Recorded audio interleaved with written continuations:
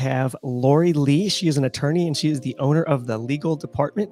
Her company evolved from a desire to occupy an uncommon space in the legal industry. So I have a question too about trademarks and like including the city name. I know a lot of people have experienced that where they try to include a town name or a city name or like a general sort of I guess a noun or an adjective.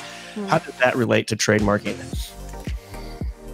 Yeah, or even like a person's name sometimes too gets caught up in that, like a city name, person's name, even like a state name.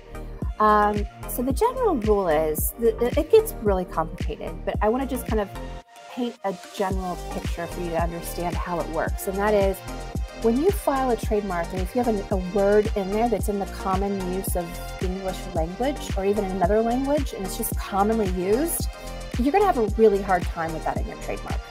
Because that's like me saying, I want to call my firm law firm, and I'm just going to go trademark law firm. Well, then no other law firm can use law firm. That just doesn't make any sense. So, or if I say law firm of Florida, that doesn't make any sense because, you know, you're cutting people out of a market. And that, so they don't allow you to do that. There are ways that you can incorporate it sometimes. And so you disclaim certain things within the mark, but if your whole mark is disclaimed, then you're left with nothing. So a lot of it is a strategic conversation with your attorney to say, what does this make sense to trademark? And sometimes if you have words that are common, sometimes it makes sense to do a design mark, which is your logo. And hopefully your logo is not common because the way you've designed it, the way it looks is very unique to you. And so maybe there's a design mark instead of a word mark. And that might work sometimes because it's more than just words. It's colors, perhaps. It's shapes, it's designs, it's fonts and sizes and all kinds of things.